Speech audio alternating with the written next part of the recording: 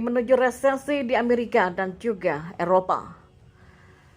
Ya, Kamis kemarin beberapa bank sentral utama dunia mengumumkan kenaikan suku bunga lagi, bahkan dengan tegas mengindikasikan akan terus berlanjut sampai tahun depan.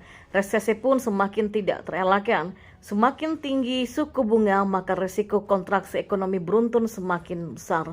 Bank Sentral Amerika Serikat atau yang dikenal dengan Federal Reserve atau The Fed menaikkan suku bunga sebesar 50 basis poin menjadi 4,25% sampai 4,5%, tertinggi dalam 15 tahun terakhir. Kenaikan tersebut lebih rendah ketimbang sebelumnya 75 basis poin dan 4 kali beruntun. Meski demikian, The Fed mengindikasikan suku bunga masih akan naik hingga awal tahun depan. Fed.plot menunjukkan para pejabat elit The Fed memperkirakan suku bunga akan berada di kisaran 5% sampai 5,25%.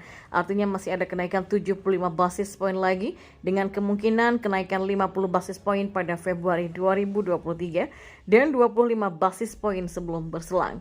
Selain itu, bank sentral paling powerful di dunia ini juga mengindikasikan suku bunga untuk tidak akan diturunkan setidaknya sampai 2024 nanti. Higher for longer yang beresiko membawa perekonomian Amerika Serikat mengalami resesi. Selain The Fed, ada Bank Sentral Eropa atau European Central Bank atau ECB yang juga menaikkan suku bunganya sampai 50 basis poin kemarin menjadi 2%.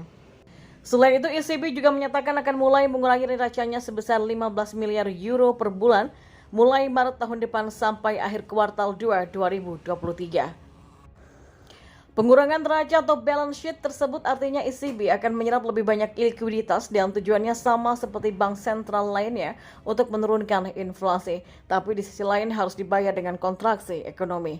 Ya, Dewan Gubernur menilai suku bunga masih perlu naik secara signifikan pada laju yang tetap untuk mencapai level yang cukup tinggi guna memastikan inflasi kembali ke target jangka menengah 2% dalam waktu yang tepat. Tulis keterangan resmi ECB. Artinya ECB masih akan terus menaikkan suku bunga di tahun depan sama dengan bank sentral lainnya.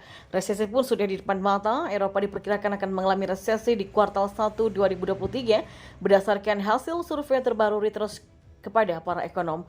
Kuartal 1 2023 tinggal 15 hari lagi. Artinya jika prediksi tersebut benar, tidak lama lagi maka benua biru akan mengalami resesi. Memang untuk mengkonfirmasi resesi produk domestik bruto atau PDB harus berkontraksi atau tumbuh negatif dalam 2 kuartal beruntun. Namun rilis data PDB biasanya memakan waktu beberapa hari sampai minggu setelah kuartal berakhir, sehingga kapasitas resesi baru akan diketahui paling cepat April 2023. Namun efek resesi tentunya sudah dirasakan selama kuartal 1 tahun depan. Median hasil survei dari Reuters menunjukkan kemungkinan resesi terjadi di zona euro sebesar 78%, naik dari survei Oktober lalu sebesar 70%. Sementara itu, ekonom Bank of America memprediksi negeri Paman Sam akan mengalami resesi juga di kuartal 1 2023 saat PDB-nya mengalami kontraksi 0,4%. Sementara itu, investor ternama Michael Burry memprediksi Amerika Serikat akan mengalami resesi selama beberapa tahun. Dan di informasi yang lainnya, Uni Eropa gagal mencapai kesepakatan sanksi baru Rusia. Ya, negara-negara anggota Uni Eropa gagal menyepakati paket ke-9 sanksi Rusia dalam pembicaraan pada Rabu malam. Para diplomat memastikan hal ini saat para pemimpin Uni Eropa berkumpul di Brussels pada Kamis 15 Desember 2022 untuk pertemuan puncak terakhir mereka di tahun ini. Anggota Uni Eropa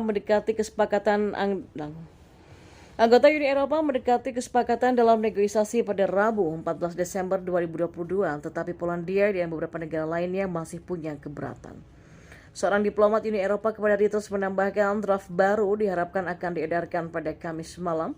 Sanksi baru terhadap Moskow tertahan oleh ketidaksepakatan mengenai persoalan apakah Uni Eropa harus mempermudah ekspor pupuk Rusia melewati pelabuhan-pelabuhan Eropa. Pertimbangan itu juga termasuk untuk perusahaan pupuk yang dimiliki oleh oligarki Moskow yang masuk daftar hitam.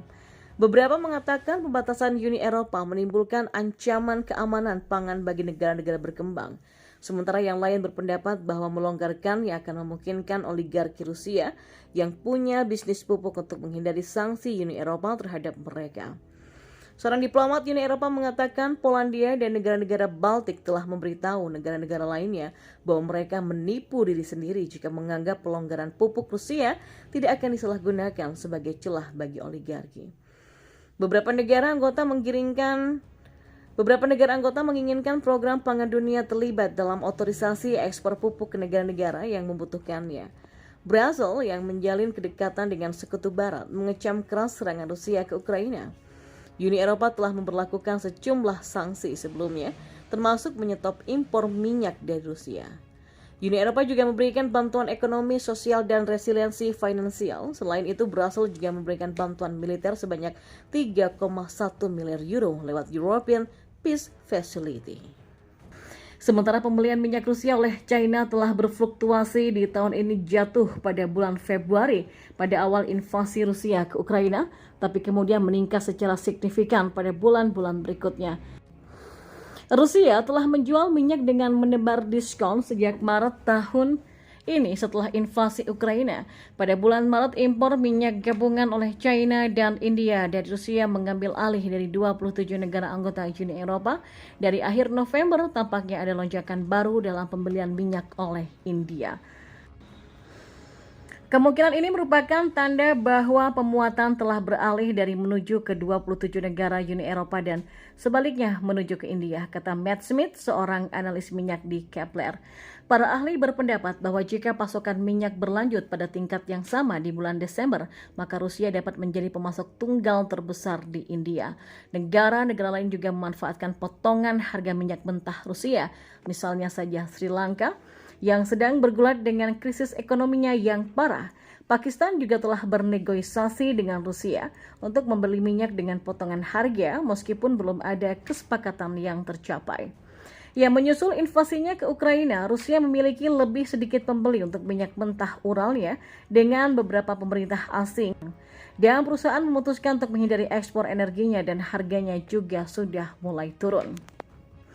Pada satu titik awal tahun ini minyak mentah Ural Rusia lebih murah 30 US dollar per barelnya daripada minyak mentah Brent sebagai patokan. Diskon turun menjadi 20 US dollar per barelnya lebih murah pada bulan September, tetapi meningkat lagi mencapai diskon 33 US dollar per barel dibandingkan dengan minyak mentah Brent pada bulan November. Pemerintah India mengimpor minyak dari Rusia mempertimbangkan harga murah, namun demikian pemerintah Amerika Serikat sempat mengkritik pembelian tersebut meskipun sekarang sudah jelas bahwa mereka telah menerima bahwa India dapat terus membeli minyak Rusia dengan harga diskon.